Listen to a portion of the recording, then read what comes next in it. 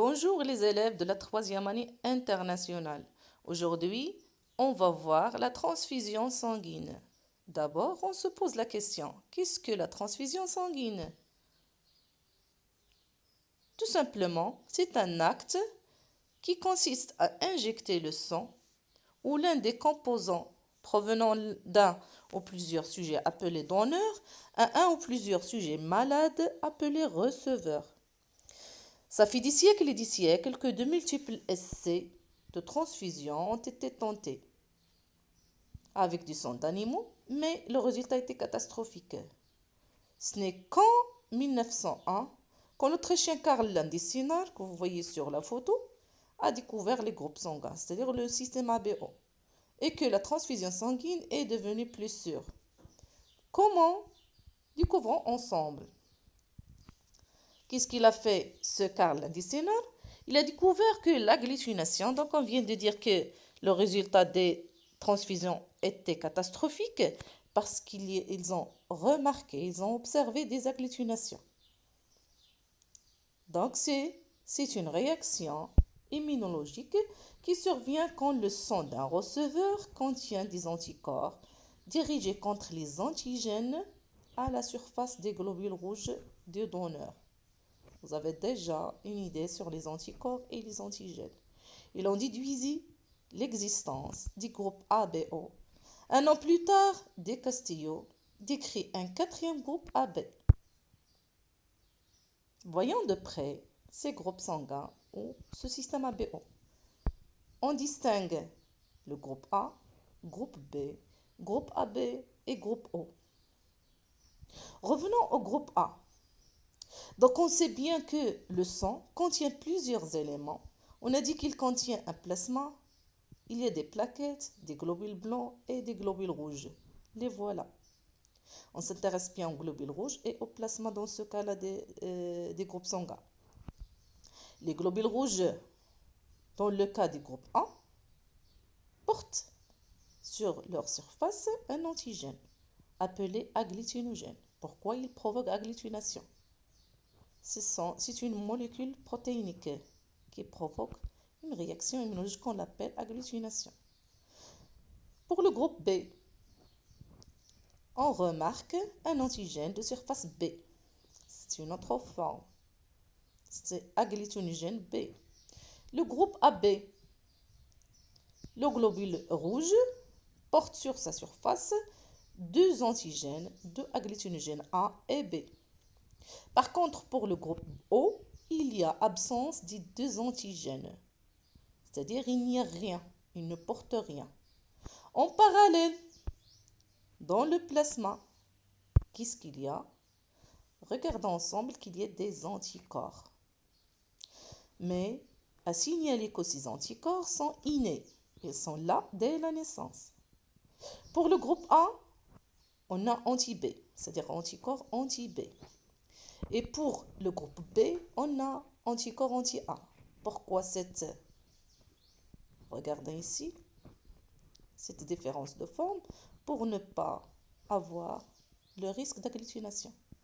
Passons voir le groupe AB. Ils présentent sur leur surface les deux antigènes. Agglutinogène, on a dit A et B. Par contre, dans le plasma, il n'y a rien.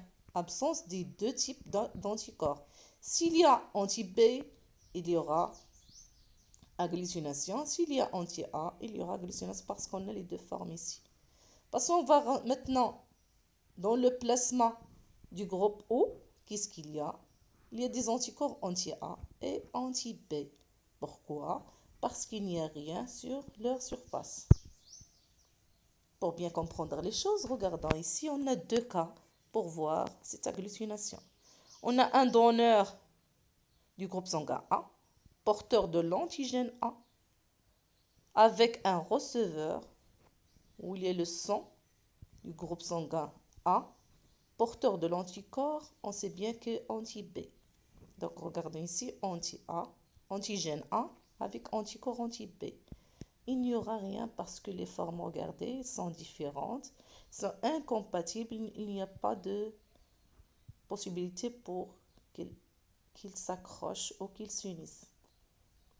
Passons voir le deuxième cas. Il y a un donneur du groupe sanguin A, c'est-à-dire sur la surface, il y a l'antigène A, et un receveur du groupe sanguin B, où il y a des anticorps anti-A. Regardez ici, antigène A, anti-A. Et regardons les formes, ils sont compatibles. C'est pourquoi il y a agglutination. Les globules rouges se collent les uns aux autres. C'est pourquoi on fait appel à une règle, une loi, donc de compatibilité ABO pour la transfusion de globules rouges. Donc, on nomme le O ou le groupe sanguin O un donneur universel. Et le AB, c'est un receveur universel. Il reçoit de tout le monde, de tous les groupes sanguins. Sans oublier, sans signaler que chaque groupe sanguin, par exemple le O, il peut donner à O, le A peut donner à A, le AB peut donner à AB. Voilà la seule possibilité. Et le B donne à B. Donc, on doit respecter ce schéma. Passons voir le deuxième système que le ABO, c'est le rhésus. Pourquoi on a dit rhésus? Parce que le nom des singes qui sont les animaux d'expérience. Qu'est-ce que veut dire ce rhésus? C'est que les globules rouges contiennent ou portent un antigène de plus, agglutinogène RH. S'il est présent, on dit rhésus positif. S'il est absent, on dit rhésus négatif. En 1940, l'un des Sinard, qu'est-ce qu'il a fait? En immunisant des cobayes par des globules rouges de singes, obtient un anticorps capable d'agglutiner les hématies de tous les macaques rhésus. C'est pourquoi l'appellation de ces anticorps anti-rhésus ou anti-D. Les individus sont classés selon est-ce qu'il s'agit d'un RH+, ou un RH-. Passons à voir ce rhésus. Donc, presque la même chose pour les groupes sanguins. Donc, on a deux éléments intéressants. Il y a les globules rouges et il y a le plasma. Pour les globules rouges, dans le cas des rhésus positifs, il y a un antigène de surface D, antigène D. Qu'est-ce qu'il a? Il se trouve sur la surface du globule rouge. Par contre, dans le plasma, on ne trouve rien. Absence d'anticorps anti-D. Dans le cas de rhésus négatif au moins, pour le globule rouge, il ne porte rien, il ne présente rien sur sa surface. Et absence d'anticorps anti-D à moins d'un contact avec du sang rhésus plus. C'est-à-dire, lorsqu'il y aura un contact avec le rhésus plus, sûrement que le système immunitaire va développer une réaction immunitaire pour produire des anticorps qui sont compatibles avec cet antigène. Et voilà, il y aura agglutination. C'est pourquoi on compte 8 groupes sanguins. Il y a le A+, le A-, B+, B-, AB+, AB-, et O+, O-.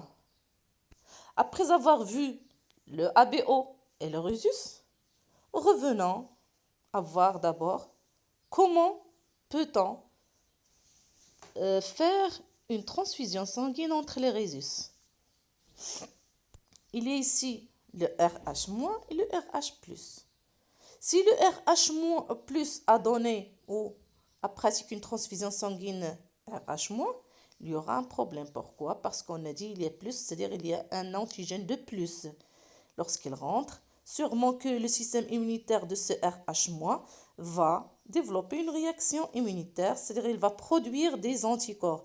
Quand? Dans le deuxième contact. C'est-à-dire si c'est le cas, on peut considérer une seule fois dans la vie que RH+ peut donner à RH-. Par contre, le RH- peut donner ou peut pratiquer une transfusion sanguine tout le temps à RH+. Bien sûr, on signale que chacun d'eux peut donner à lui-même. C'est-à-dire le RH+, peut donner à RH plus et RH- peut donner à RH-. Donc, j'ai dit, puisqu'on on est arrivé à voir le résus et le ABO, passons à expliquer l'agglutination au niveau de vaisseau sanguin. Supposons qu'on a un receveur de groupe sanguin A- et donneur de groupe sanguin B-, c'est-à-dire il y a moins, donc on n'a pas un problème en ce qui concerne le résus. Passons voir maintenant lorsque le receveur qui est A-, qu'est-ce qu'il va faire? Il va recevoir un sang ou le groupe sanguin B, c'est-à-dire que les globules rouges qui portent sur leur surface un antigène B vont rentrer ici. Sans oublier de signaler que les anticorps ici sont anti-B. Et voilà le risque. C'est que ces anticorps qui sont là dans le sang du receveur vont accrocher, ils vont s'unir avec les globules rouges du donneur. Il y aura réaction, il y aura agglutination. C'est pourquoi ils sont piégés ici, ils sont bloqués. Et on sait bien que les globules rouges, qu'est-ce qu'ils font? Ils sont responsables de transporter l'oxygène. C'est pourquoi ils ne vont pas arriver à destination. Il y aura manque d'oxygène. Et bien sûr, il va provoquer la mort. Voilà un petit exercice pour voir de près les différentes possibilités. Il y a donneur, receveur et on a les 8 groupes sanguins. Prenons un exemple de A. A+, donc je vais dire A résus plus ou A+. A+, avec A+, aucun problème. A+, avec A-, il y aura un problème. Pourquoi? Il y aura agglutination parce qu'ici il y a plus, c'est-à-dire il présence d'un antigène D. C'est pourquoi le A-, son corps va, ou son système immunitaire va produire des anticorps contre cet antigène.